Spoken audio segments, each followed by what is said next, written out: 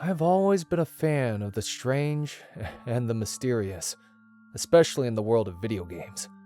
I used to be obsessed with reading video game rumors, like the Triforce in Ocarina of Time or catching Myuu in Pokémon Red and Blue. I even started playing Pokémon hacks due to their odd and amusing qualities. The following is my first-hand account on a game I encountered titled Pokémon Fuchsia for the Nintendo Game Boy Advance. I'm writing this purely to describe the game to the reader. My purpose is simple. I'm calling out to anyone who knows anything about this game, or anyone who actually in fact has the game in their possession, as I no longer do.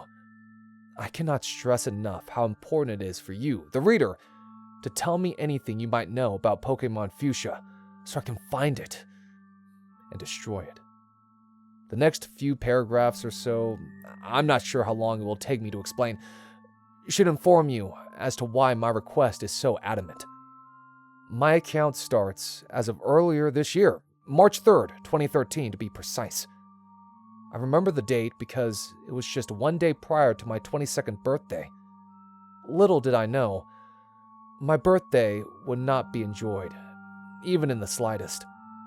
I would spend it confined within my bedroom, but trapped, figuratively speaking, in a video game. I'm getting ahead of myself. It's just a little hard to write this when the thoughts of what I'm attempting to put into plain words still haunt me, as they do every day. I was spending the day with my friend, Anne. We had been best friends since we were little, but as of right now, we have not spoken since our awful experience with the game. We probably won't speak ever again. Anyhow, we were at the local mall, and to my apprehension, she was looking for something to get me for my birthday. Though I tried to persuade her to keep her money, she was unbendable on the matter. If only I had tried harder. We came across a small pawn shop near the food court that specialized in old video games. I tried to hide my delight when we walked up to the store, but Anne had already noticed the look in my eye. "Come on," she said, knowing that this is where she would find my gift. "All right, Anne, but I probably won't find anything in here that I'll like." I was lying, though, through my teeth, for her wallet's sake. We strolled over to a glass case in the shop, containing nothing but old Game Boy games. I saw some of my favorites: Pokémon Red, Blue, Yellow, Gold, Silver, Crystal, and... I noticed a GBA cartridge that had a purplish tint to it, with a faint hint of red. "I've never seen that Pokémon game," I uttered to Anne. She could tell I was bewildered, so she had the man behind the counter open the case. We took a closer look at the cartridge. I read aloud, "Pokémon Fuchsia version." What the hell? There wasn't even a Pokémon on the front, like a normal Pokémon game should have. Just a swirl of purples and reds. Anne noticed that I was intrigued, and without a moment's notice, she swiped the game from my hands and went up to the counter to pay for it. I normally would have stopped her from spending her money, but I really wanted to play this game. It was clearly a hacked cartridge, but I knew I would enjoy it, whether it was a decent hack or it was so bad that it made me chuckle. Either way, I had to have it. After thanking Anne for my gift and parting ways with her, I drove home, excited to play Pokémon Fuchsia. I couldn't help but stare at the cartridge, sitting there in the passenger's seat. The swirl of colors was almost mesmerizing. Before I knew it, I could hear the loud sounds of swerving vehicles and car horns. I looked up to notice that I was driving on the wrong side of the road. I quickly adjusted my car and kept driving. I looked at my surroundings and noticed that I was almost home. What? That should have taken me at least half an hour. I looked at the clock and noticed that almost half an hour had passed since I left the mall. How long had I been staring at the game? I shrugged off the event, knowing that dwelling on it would only make me feel paranoid. I arrived home a few minutes later. I threw my keys on the table and headed to my room. I grabbed my old Game Boy that I'd had since I was 12. I positioned Pokémon Fuchsia into the back and powered it up. I couldn't help but feel a little excited, but also anxious at the same time, remembering what happened in the car. I thought that it somehow had something to do with the game. See what I mean about feeling paranoid? Anyway, the screen loaded to the Game Freak logo. Frozen. No star animation. No sound. Nothing. I sat there for a minute and the game finally brought me to the new game option. I clicked on it and eagerly awaited to see just what Pokemon Fuchsia was. It brought me to a normal beginning with Oak explaining the world of Pokemon. Only, instead of Oak, it was Koga, Fuchsia City's gym leader. I see, I exclaimed to myself. I couldn't believe that it had taken me this long to realize why it was called Pokemon Fuchsia. It was obviously a hack focusing on Fuchsia City. This may, in fact, be interesting, if I'd only known how interesting it would turn out to be. Koga explained the world of Pokemon, almost word for word like it is explained by Oak in Pokemon Red and Blue. I say almost because at the end of his lecture, he says the following. Remember though, you can't always hide from the bad things in this world. You have to learn to fight your way out. Pokemon are meant to wage war in our honor, and for the sake of keeping us out of harm's way. This is their purpose. This is why they were made. I found this last line odd, to say the least, especially the words, this is why they were made. Made? What did he mean by that? Keeping his words in mind, I continued. I named my character like normal and chose my gender. I was then placed inside my room, also like normal. I went downstairs and saw what I assumed was my mom. My assumption turned out to be false when I pressed the A button to talk to her. The text box read, Janine, hi, sweetie. Are you ready for your big day? You do remember what today is, right? I was offered a choice, yes or no. I clicked no. Janine, today is your big showdown with my dad, silly. Remember? Just because he doesn't approve of our relationship doesn't mean you have to be worried. He's strong, but you can take him. I believe in you. That's right. Janine is Koga's daughter. I seem to be dating her in the game. So far, I was liking this act, but why did I have to battle Koga this early in the game, and with what Pokemon? I hit start and looked to see if I had any Pokemon. Luckily, I did.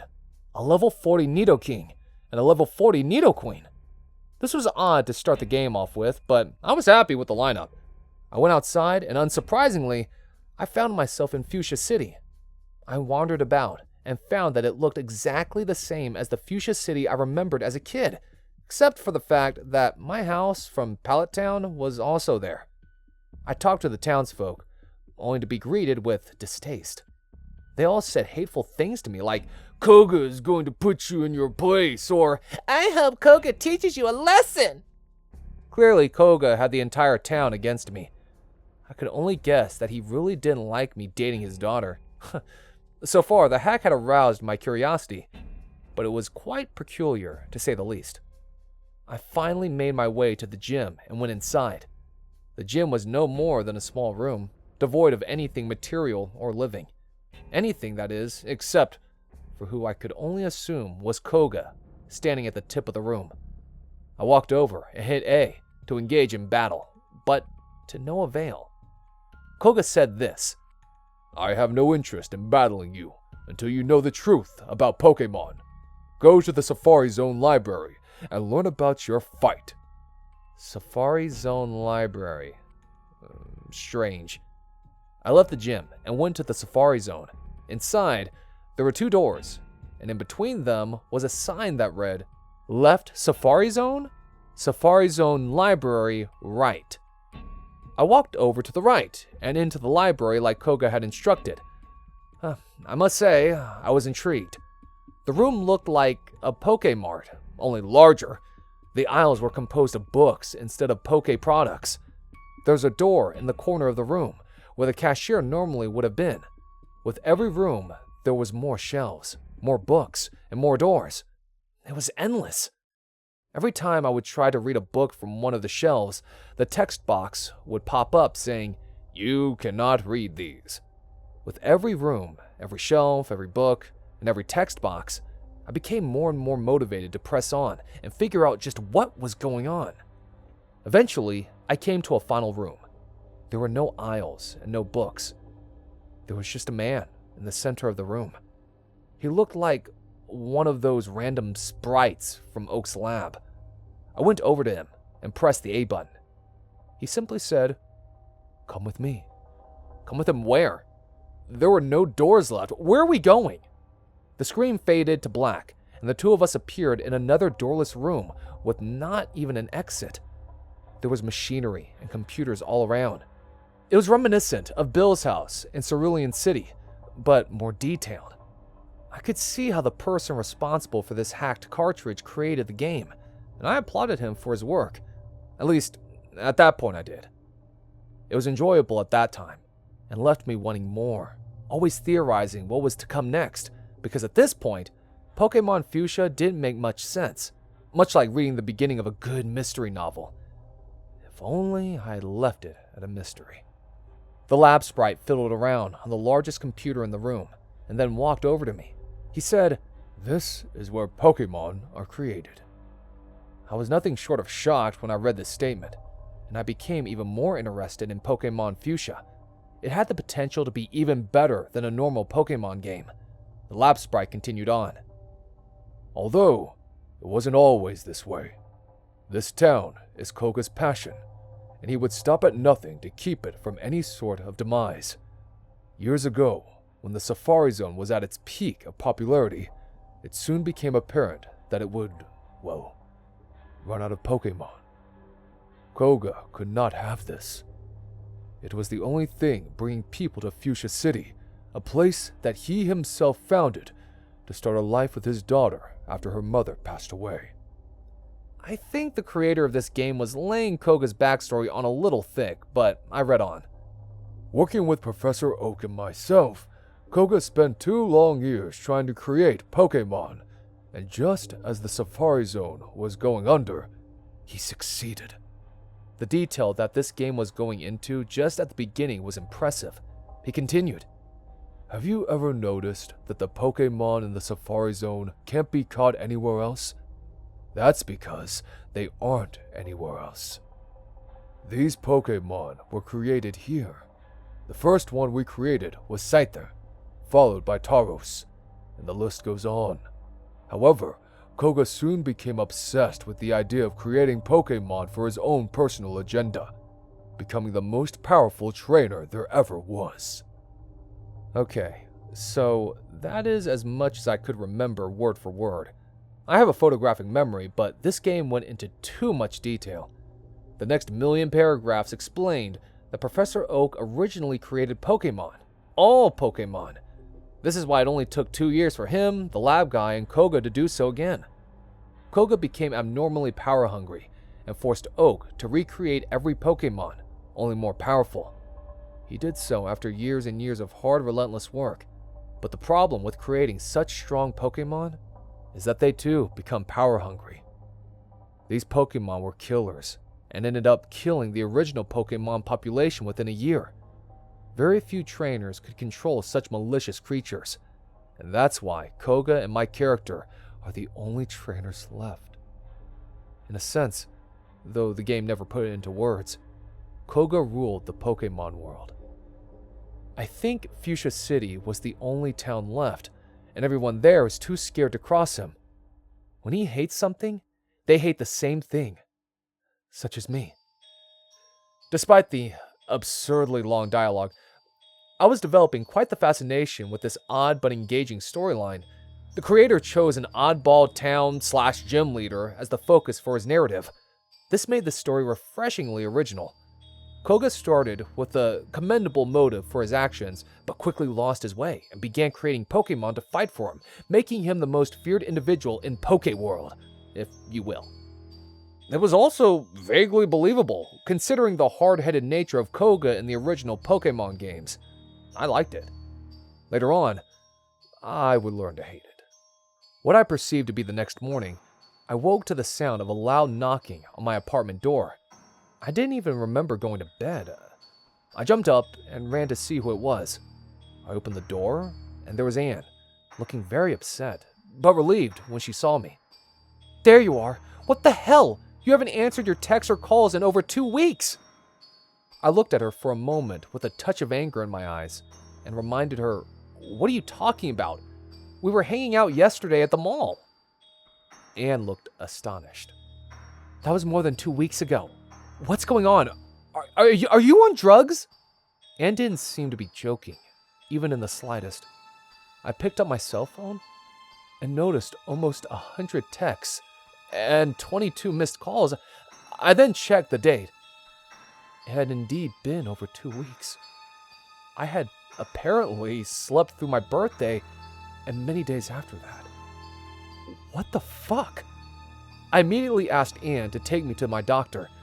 Cutting to the chase, he found nothing wrong with me. Anne brought me home after I nearly had a panic attack, wondering what had happened. Then, that was that. I called my job and explained everything. They understood, and I relaxed. Then, I remembered the game. Maybe that will get my mind off of things, I thought to myself. I went to my room, grabbed the game, and continued playing. The last thing I remembered was the lab guy explaining everything to me in the doorless room. As soon as I started the game up, without so much as a Game Freak logo or a new game/continue screen, it took me to a flashback of what I had done up to this point, much like Fire Red and Leaf Green. There were multiple cutscenes of my character losing to Koga. I didn't recall fighting him whatsoever. Then again, I didn't remember anything that happened to me over the past 2 weeks. I was very unnerved, but I kept watching to see what else I had done. After what must have been my 10th loss to Koga, it revealed my character walking to a building adjacent to the Safari Zone, walking inside and meeting with what looked like Professor Oak. The next scene showed my character stepping into a machine in the corner of Oak's home, like the one in Bill's house on Pokémon Fire Red and Leaf Green, and then reappearing outside of a cave in the middle of what looked to be a red ocean. Lava, maybe? It displayed my character walking into the cave, fighting with a glitch Pokémon called EXP-1 that looked like missing number and capturing it. The next scene showed me fighting Koga and winning. The last scene depicted my character taking Koga's place in the gym. Everyone in the town was there before me. It then showed an unsettling animation of my character's sprite with a menacing smile on his face. It would appear that my character was the new tyrant in town. I wasn't sure how to feel about this. There was only one way to find out how this had happened. I had to keep playing. I found my character in the gym, right where the cutscenes had left off. I walked outside and immediately noticed that something was off. There was no one around. I tried to walk into some of the houses, but all the doors were locked. I walked over to my house, and luckily I was able to get in. I went inside and talked to Janine. All that she could say was, ... I wasn't exactly getting to the bottom of anything. I thought about the cutscenes for a second and recalled Experience 1. I looked at my party. Nidoking and Nidoqueen were gone, and in their place was the odd missing number like Pokemon. It had no stats, no moves, and no level, only its name and its glitchy appearance. This was strange. I then remembered the building near the Safari Zone. I ventured to its entrance, and to my satisfaction, it too was unlocked. I walked inside and talked to Oak. This is what he said. "What have I done? I should have never sent you to that place. I put that Pokemon there for a reason. Its evil nature has consumed you. It was the first Pokemon I ever created, and it was a failed experiment. I should have never created it in the first place. When you asked for a Pokemon that could defeat Koga, it was the only one I could think of. I thought that maybe if you could defeat him, you could restore this world to its original luster. This is much worse. You are much worse. The thing you caught in that cave, the thing I created so long ago, has changed you. We are all damned. If you have any sense left in you, you will bring that thing back where you caught it. Go! Now!" Just then, Oak vanished.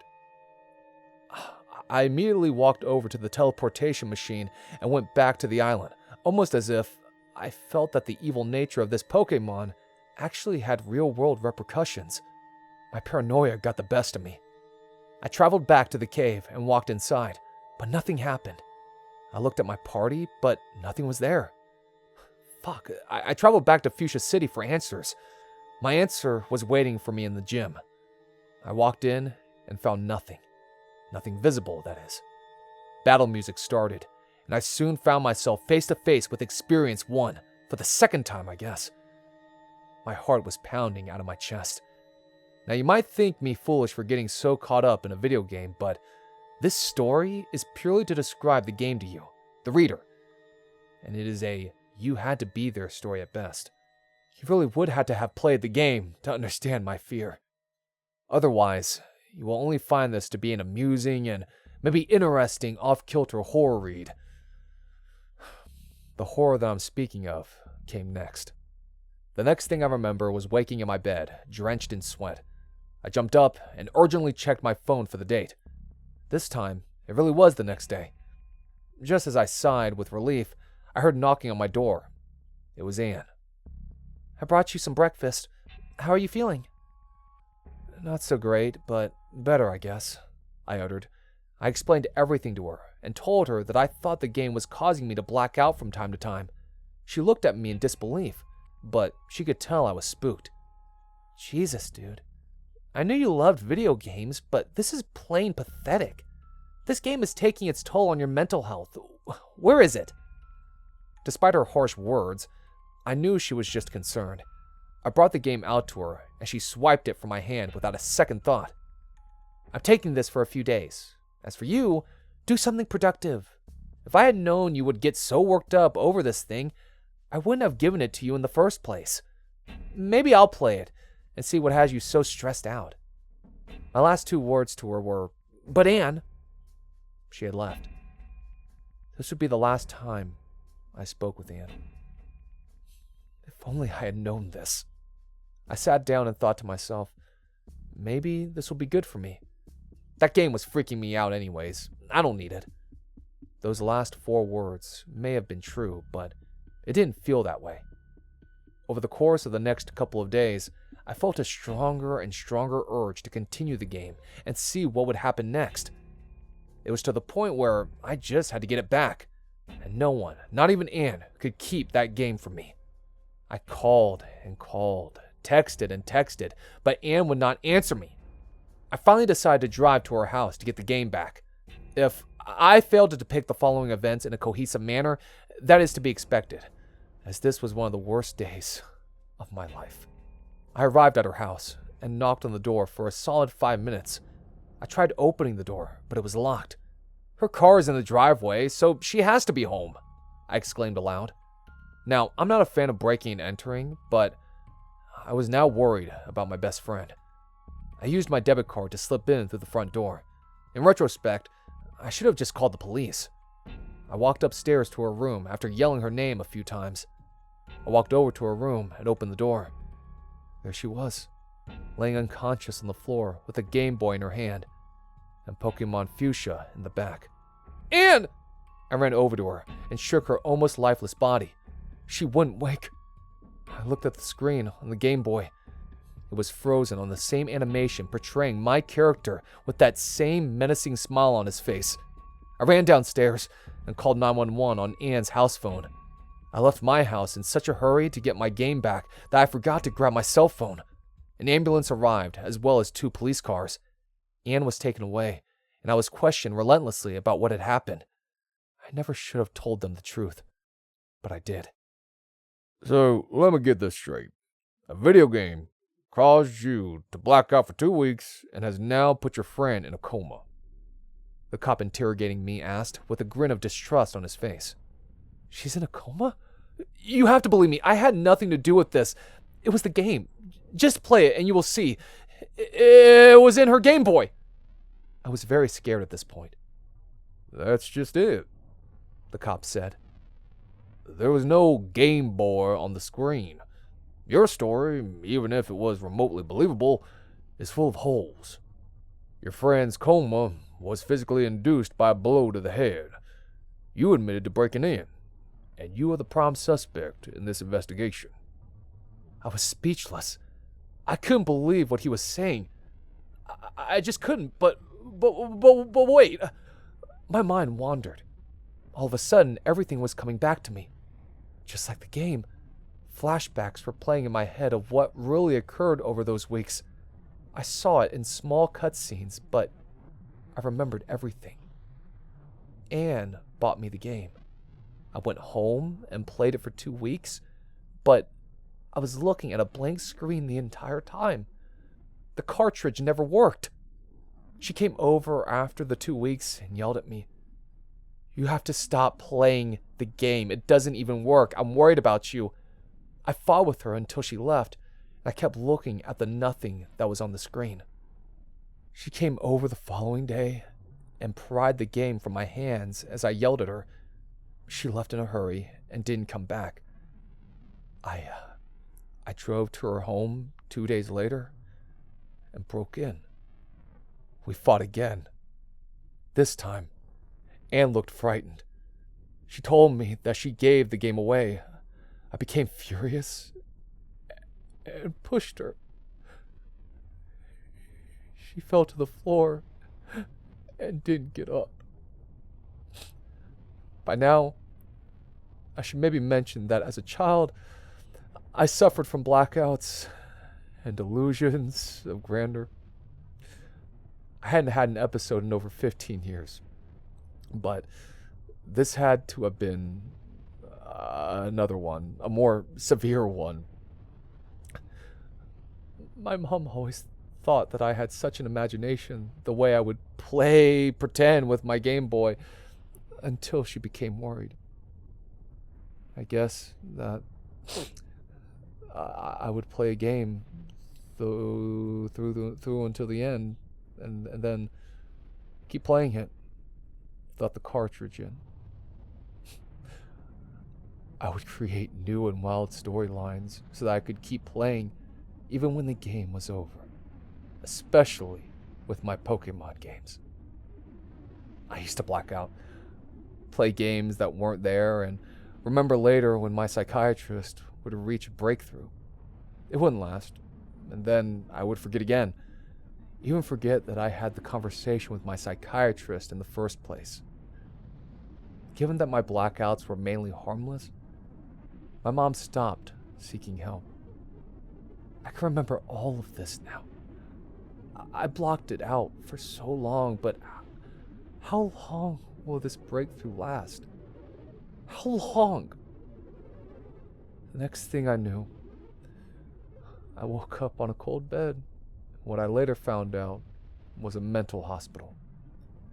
I must have had another blackout. The doctors here say that Anne passed away shortly after being admitted to the hospital. I don't believe them. Koga has them against me. I'll find out what happened to her. Every answer I need is in that game. This is my message to the reader. Please help me. If you know where the game is, you must tell me. I have to play it. I need to know what exactly happened to Anne. And I know it has something to do with that game. I just know it. Please, to anyone who finds this, please bring the game back to me. I have to keep playing it. I have to.